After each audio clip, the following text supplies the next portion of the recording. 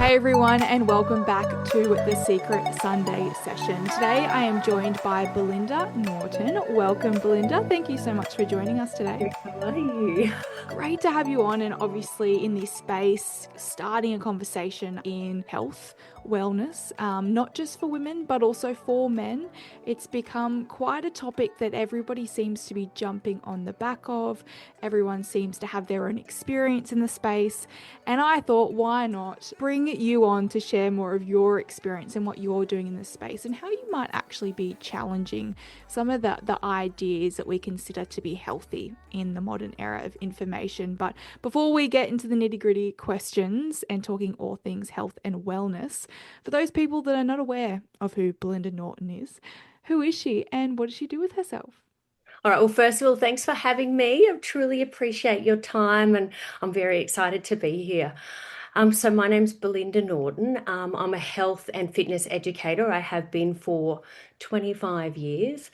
I've worked in schools, so most of the time I'm a health and physical education teacher, which I love. I get to make a real, let's say, ground level impact on kids, on humans, on parents. So that is my main part. From there, I started writing and I wrote my first book, which was Be Kickstarter, and then I wrote Be Body Boost. And then after those ones there, which are all about health and wellness and just basic how to look after your body. What I'd noticed is while I was teaching, I would always get parents come to me and they'd be like, Belinda, how do you get through to my kids? It's amazing what you say, you connect with them, you give them such confidence. And I said, well, it's just that time and it is that connection with your child. So I started writing books about those. And then I got picked up by Murdoch Books to write Fit Mama, which was uh, such an exciting time. And it feels like forever ago now. Both my children featured in the book also, which was exciting. And then from then on, I've progressed into writing for Wellbeing magazine, and I've been writing for them for 5 years. My own fitness article for them, which is my favorite thing to do. I love Wellbeing magazine. It is everything that we really need to know about ourselves. The scope across what they produce in this publication, and I love that it's still a hard copy. Get Mm. off tech. It's so exciting. So that's pretty much me. I have two children. They are now 20 and 18. So their whole fitness journey and my whole learning and experience has been revolved around them, really. And doing better for them than my childhood, I would Mm. say. So Mm. I think that is the driving force. That's amazing and incredible work. I mean, what a career to, as you said, start off as an educator and then also diversify in the space to really teach and show people what is health and how they can navigate their health the best way that they can. Very powerful conversation. I think for me, it comes down to then that next question of why get into this? You said obviously you touched on a little bit there about obviously wanting to do better from what you experienced in your childhood. Does that still motivate you today? And why is that such a prime motivator for you? Absolutely. When I was a child, I was sick all the time. Um, Asthma, eczema. But what I didn't realize and what I've learnt about myself over the years and also by the experience of with my children, with the knowledge and the 25 years of working with children around health and fitness, is it all comes back to our nervous system. And so, as we know, and as you fully are aware, and for many listeners now, I'm loving the fact that people are coming back to self, and it is such a passion of mine. But when I understood that it was my fight and flight, but also what I was consuming, now my parents didn't know any better, but it was actually to do with the environment I was in. Um, and there's still a lot of that that I suppose I haven't shared with a lot of people because I've only found out even more information about that part of my childhood in recent years. And I think that part of it has helped me to be able to extend more knowledge and more experience to people that I work with now. Mm. Is that scary sometimes to confront your childhood of things that you may have missed and now you're realizing at a later, more mature age? No, I'm not. I will walk through it. I'm fearless in who I am.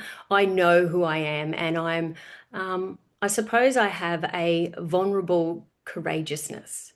So I use my vulnerabilities and my learnings, and I will walk with that shaky voice and say what I feel and hope that it, resonates with somebody else because so many people are so fearful of what they encountered and what they've learned, and they're scared to use their voice, but I very much have my fearlessness around my voice. Mm. I think it's quite powerful because I think there's also this idea that if you've learnt behavior in your childhood that you can't unlearn it. Mm. And I find that really interesting when people, come to me even in this space and say that, but that was how I was brought up, so it's not going to change. How do you navigate this conversation when people conversations do come across with the idea that just because you've been brought up a certain way, just because you've believed a certain way, or your parents have taught you a certain way, that you can't live another way of life? Mm. Obviously, talking to people of all different age categories daily and understanding their behaviors and understanding who they are. I think we come back to, well, I personally come back to looking at everybody as that little 7 and 8 year old, that little 7 and 8 year old who's deep inside, who's scared or fearful or still in fight and flight. And so I will ask that little person inside them. And I do it with children on a daily basis because it's easy with them, but even in their parents. So I do a lot of behavioral consultations with parents around their children and around their health and wellness. And with that, I'll even ask the parent because you can see straight away it's just them little self saying what it is. So I'll just ask constantly, and it's like an annoying child, but I'll ask constantly, but why? Mm. But why? About any single thing that they'll pinpoint. And I'm saying, but how do you see it? So when it comes back to that part, that question of why, people start to track back, whether it be within, mindsets that have been stuck for all those years, those childhood parts, that tethered soul within our brain. Um, so it's having those connections and getting them to sit with the why. Mm. Why do you believe we get stuck there? Routines, comfort, comfort, comfort. Oh, people don't want to walk through the fire. It's super comfortable here. Everyone knows me this way.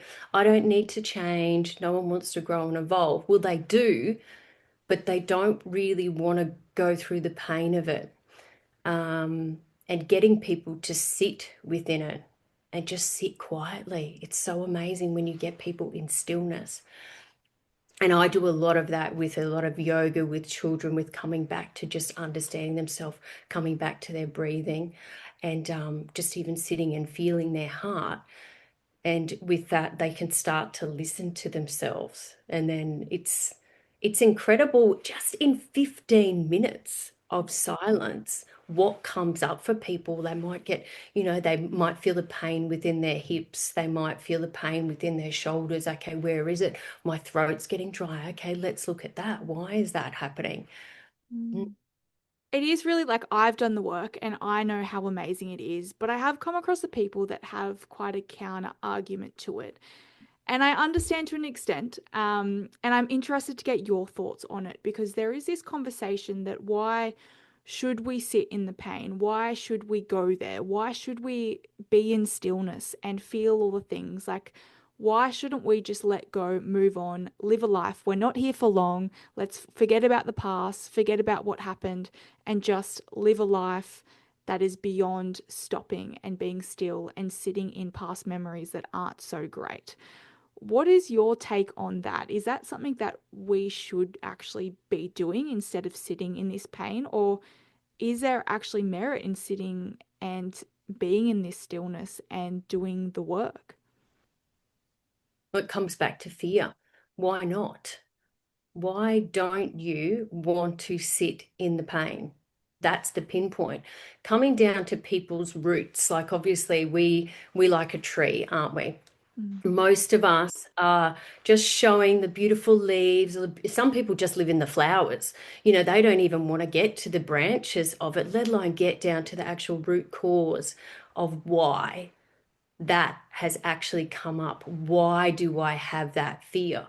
So anytime someone says, yeah, but I do want to, oh, but YOLO, all of that. And I'm thinking, okay, that's okay. But why not? Why don't you want to know why? And Mm. then we get to open up that conversation. So it's again the constant, it's being that little person inside you going, yeah, but why? But why? Mm. Yeah. Mm, it's really powerful. And I love the work, and I feel sometimes I'm often judged about how many times I ask why when things come up, because I love to know like every single thing about myself and why I turn up in ways that I turn up, and where that's come from, because ultimately all of it is just learnt behavior, right? It's not something we don't come into this world already having certain beliefs and value systems. Somewhere along the way we've developed these and then made them part of, as you said, like the foundations of our tree. And if they're negatively affecting us in our lives, we should be asking those whys and digging deeper into to why the roots are there.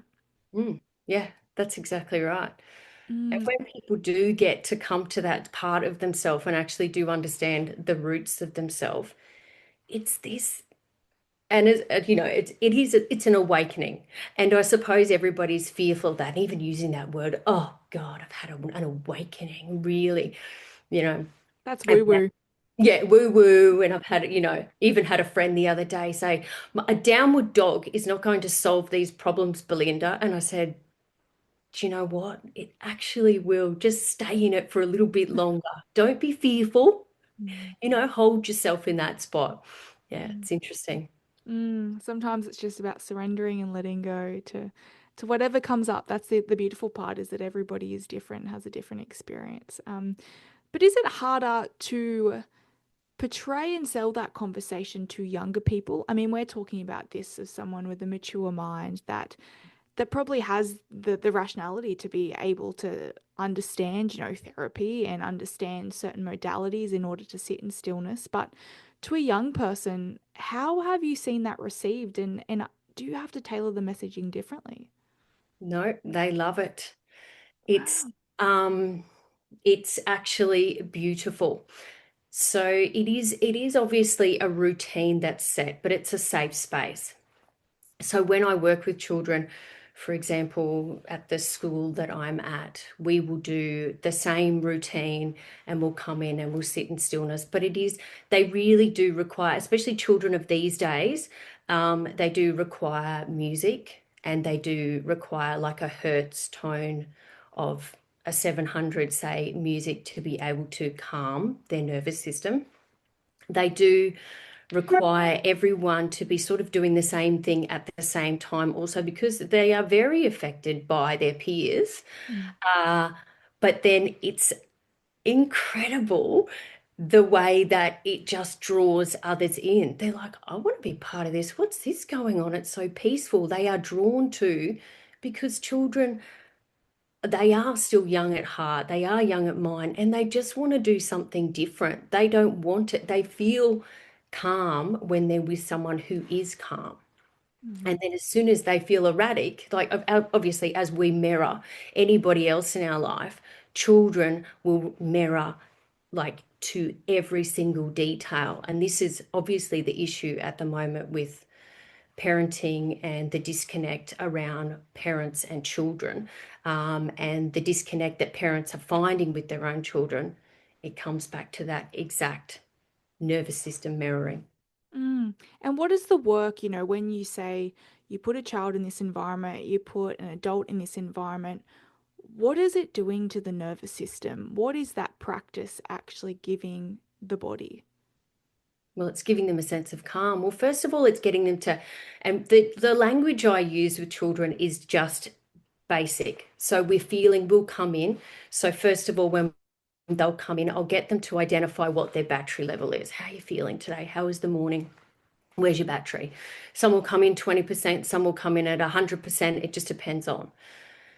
Then we'll come in and we'll just gently do butterfly taps just to really calm that system. And then we'll sit down on the ground. It's all about those basic skills that we know, which is grounding, which is sitting cross-legged, which is using our body and our spine to align with our brain. So it's those types of parts of what children understand, and they gravitate to that because they want to learn about themselves. It's adults who have those blockages that don't want to learn about themselves, but it's incredible when these children will go home and tell their parents what they did, and they'll teach their parents about it.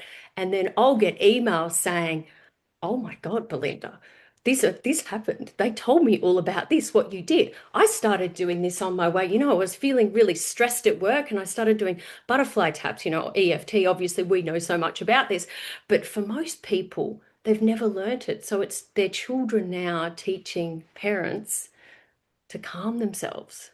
How beautiful. What a Mm, turnaround as well, in the way that, I mean, even you being in a position where you're able to give that to children, but then give that to a family. Like, that is beautiful to hear that that's what you're receiving from that. And so interesting, I think, as well, how you mentioned that it's adults that struggle with it the mm, most, where children are more curious and open. yeah. Well, they don't have ego. Mm. Adults they're heavily loaded on ego. And I suppose also within the clientele that I work with, it is very heavily on ego, what they look like towards to the Joneses, as we say. So whereas children, they're more adaptable still. They're willing to learn about themselves. Mm. You mentioned there, at a stage, wherever that be in someone's life, there's been a disconnect between the mind and the body. Why does this happen? And where does it normally happen for people? As you said, like, normally children are quite connected. And Mhm. then where does it change and why does it change? Well, it changes for all of us in different parts, as as you've been affected by trauma, whatever part or whatever level it has been. Of Obviously, you're trying to, when you have children, you're trying to not affect them with trauma at all. But obviously, as you go through life, things happen. And as a great psychologist said after my divorce, she said to me, the number one thing you do, Belinda, is you tell your children the truth about everything. And I thought, wow, I will. And we did. We went through the whole thing pretty much. And the sentence was, okay, guys, things are going to change a little bit. Dad's decided he would like a girlfriend, and we went from there, which is fine. And we're going to work around this because this is going to work for both of us. And it opened the conversation. What does that mean, etc. And for some people, they're like, what? You can't say that. But if we don't uncover this part then how are they going to be able to understand relationships for the future? And then for me personally, my trauma was as a child at that pretty much 7 and 8. That's when we start to remember everything. And then, yeah, then things come up later on in life. Obviously, I've found out things once I hit 40 and even more. It's just been this tumbling of what? No, what? Wow. And the deeper I've got within myself, oh my God, I can't believe, okay, I remembered that part. So it's being honest about self, and it's again voicing our fears, voicing our worries, voicing who we are deep down essentially. Children don't fear that, but adults fear it so much. Mm. Why do you think all these things, as you said, now you're in your 40s, are coming up for you now? I think lots of reasons. I think big parts of it now are that I'm watching my own children come through sections.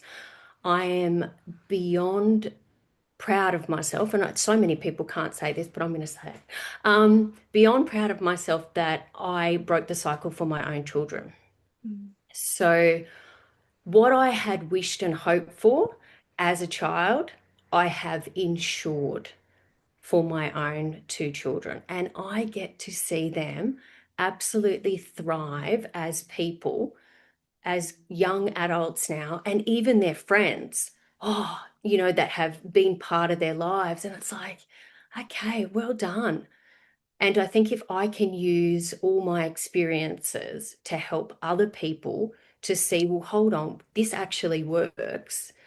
No matter what you've been through, you can heal from. You've just got to be brave enough to say it and lose the ego. Mm. Did you feel a pressure as a mum to ensure that your kids had a better childhood than you did?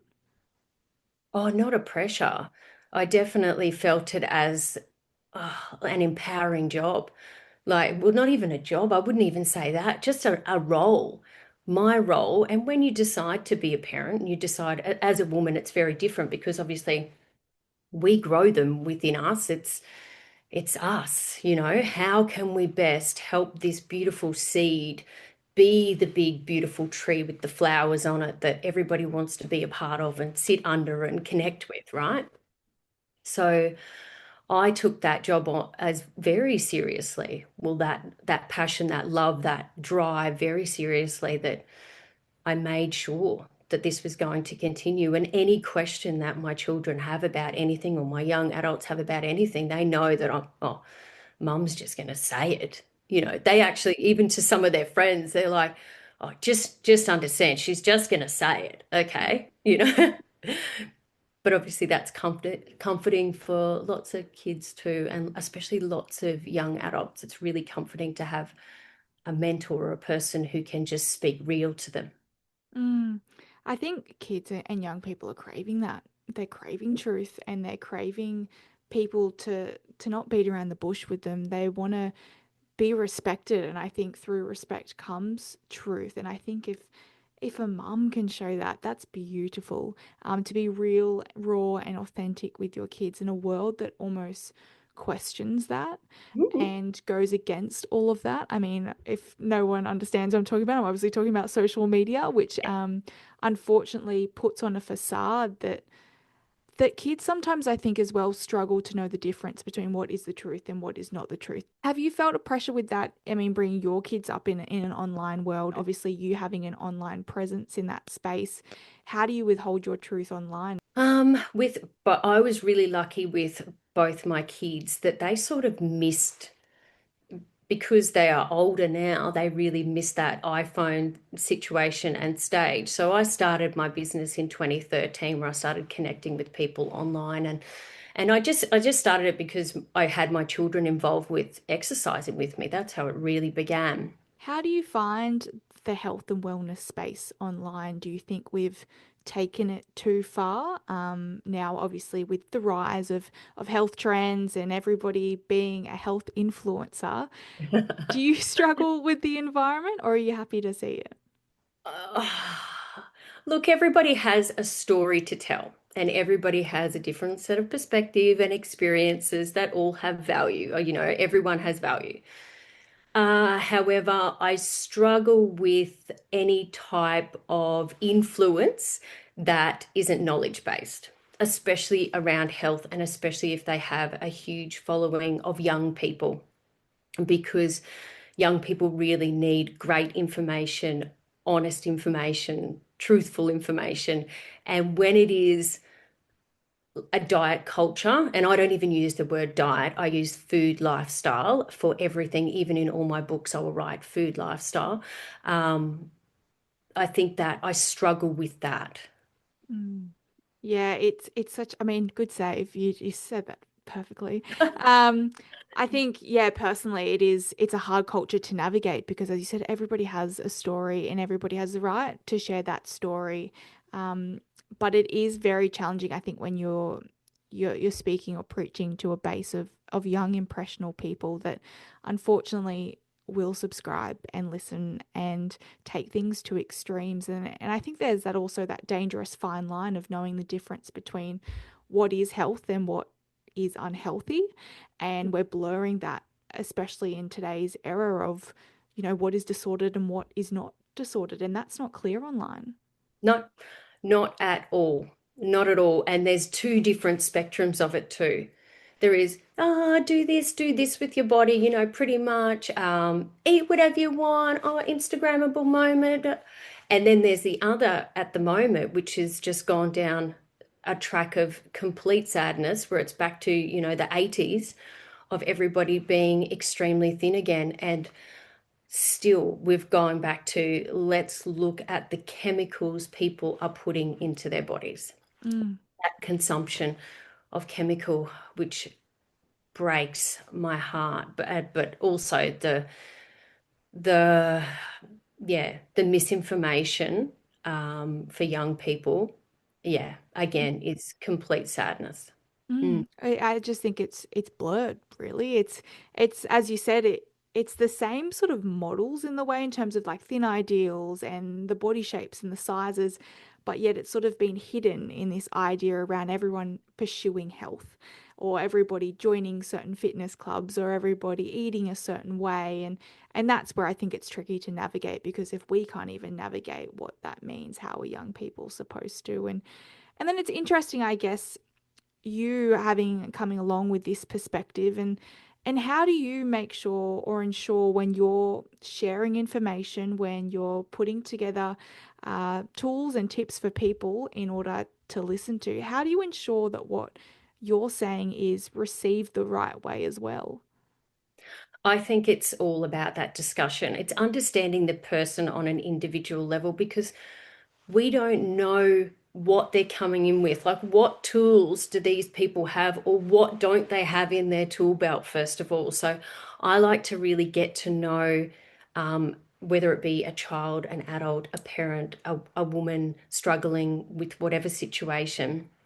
I like to get to know them fully, and then we can go into anything about health and wellness, because obviously we can't solve anything unless this is fixed, or it's not even fixed, but this is discussed.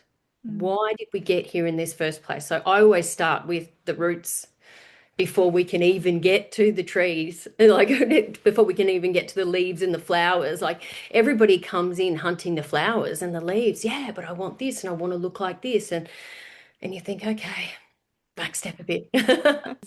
I think my idea of health, and it is, as you said, it's a lifestyle. It's something that you need to be able to sustain for a long period of time. And this yo-yo almost pursuit of diet and looking a certain way is unfortunately not sustainable. And a lot of the people that I see, and even in my own personal journey, you reach those benchmarks and you're just never happy.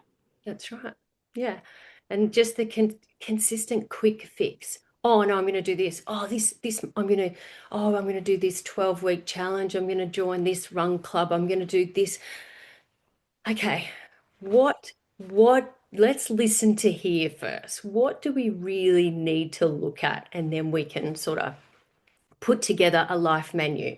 I always talk to people about that. Well, let's work out a life menu. Let's, be specific with what you've got to do with your family life, or say you're at uni. Let's unpack this first, and then we're going to fit in these parts around it, so then we can feel whole, whole and balanced. Mm. And so with that, where do people start? If something like that comes up and they've got all these ideas or they want to pursue, being quote unquote healthy, where do you start when it is such a physical and a mental journey? We start by writing it all down. I will get everybody to first journal what their wants, needs are, who they are, what they're fearful of, what they're fighting, and then we'll go from there. And that's how we'll start to unpack it. I think if people can start to unpack that mental load of, and it's that visual of what's outside, what's impacting me, all of those things first, then we can actually start to put together a life menu. And how do you define health to people when people say that they come to you and they say they want to be healthy, they want to be fit, they want to be strong? What is the idea of health for you?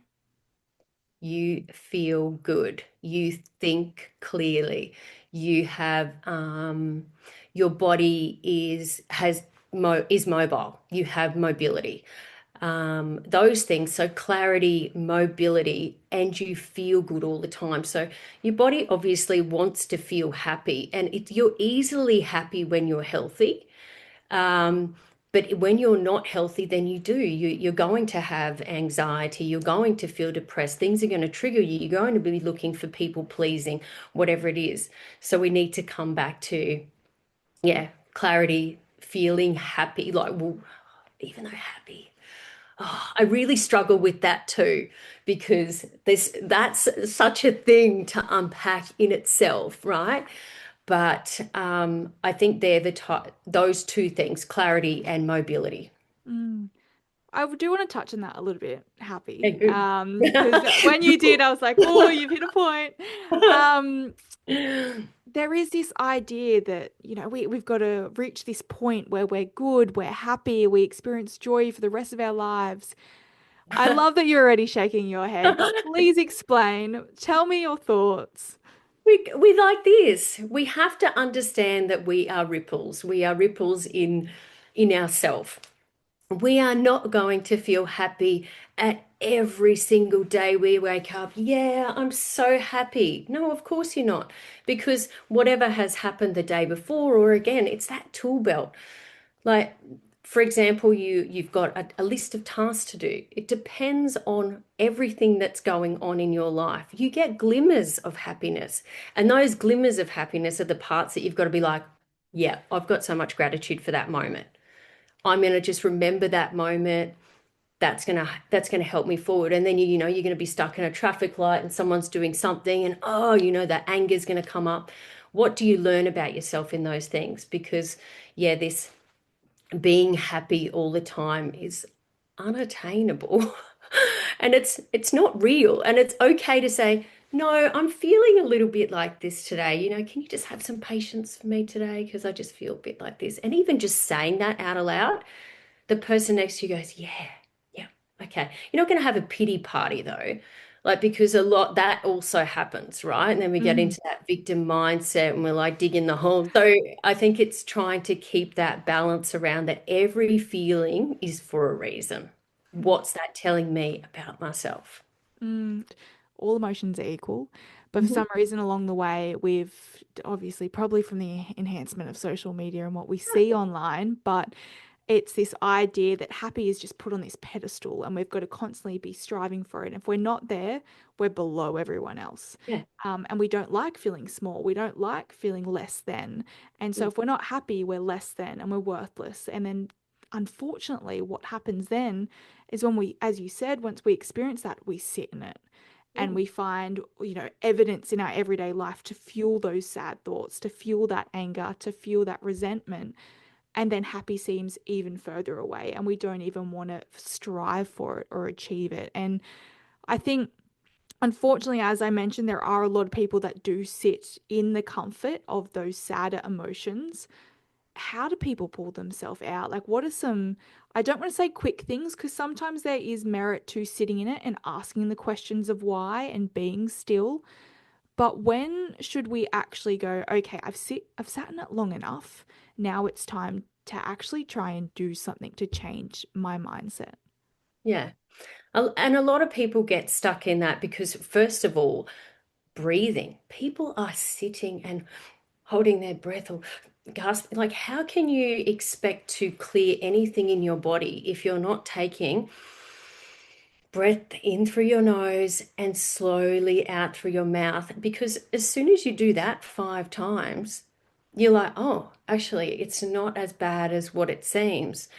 Getting out of the space, like getting out into the sunshine. I'm such a get out into the sunshine, walk bare feet on the grass, get into nature, go and find something that is just something natural and go, wow, that's beautiful in itself. You're looking for those beautiful glimmers to in order to pull yourself out of that. It's being present within yourself. It is grounding to find actually it's not that bad. because right now I can still feel my feet upon the ground. So it's being in the present moment. The problem is we've got so many, especially children, going so far into the future. What are you going to be in, what are you going to be in the future? Or people stuck so far in the past that they've forgotten to just be here and now. Mm. And is that what their body needs as well? Their body needs to be in the here and in the now. Absolutely. You're missing it otherwise, aren't you? And I think that that's the big part of it. Why would you want to miss this exact moment? You never get to do it again. What are you worried about that way and that way? Who cares? Don't look in the rear view mirror. You're not going that way, you're going this way. And right now, this is phenomenal. Mm. Yeah, gratitude, I think, and appreciation goes a long way, especially in those moments. And it's sold like so simply, right? We've said simple measures and things to do, the breathing, getting out to nature, taking those deep belly breaths and being in stillness, and yet somehow it's the hardest thing for some people to really grasp on because as you said, it's we don't have time. We don't have time in this culture and unfortunately, it's become the prime excuse that people use and we accept. We almost put people on a pedestal for being busy. Oh yeah, that's exactly right. And it's really sad because who cares what list you die with? Like I don't understand that. Yeah. You'll get done, doesn't matter. Just do it in your own time and enjoy these tiny glimmers, these tiny tiny moments. Well, this conversation has been amazing and so present. I have learnt so much about myself and obviously the health and wellness industry and what you're doing. And I'm so grateful for the work that you're doing in this space to really shape the way that people are viewing health in their life and being able to sustain a quote unquote, as I continue to say, healthy lifestyle. But before we let you go, what are some quick tips, advice that you would offer to someone that is wanting to pursue health, that is kind of doesn't know where to start, is obviously flooded with so many probably past stories of what health looks like for them. What piece of information or advice would you offer to them? So we want a sustainable health and fitness regime. So you want to create it around your entire life menu. So you need to write down what you have to do, the have to do's. And that might be, I have to look after my children. That might be, I need to work this amount of time. I need to travel, whatever it is. We need to have that down first and then work in all the parts around it. Because otherwise, if it's not sustainable, you'll never be able to do it.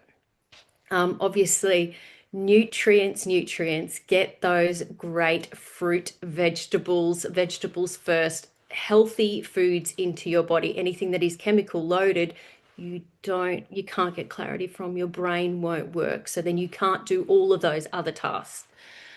And move just for freedom. Move that body because you love your body.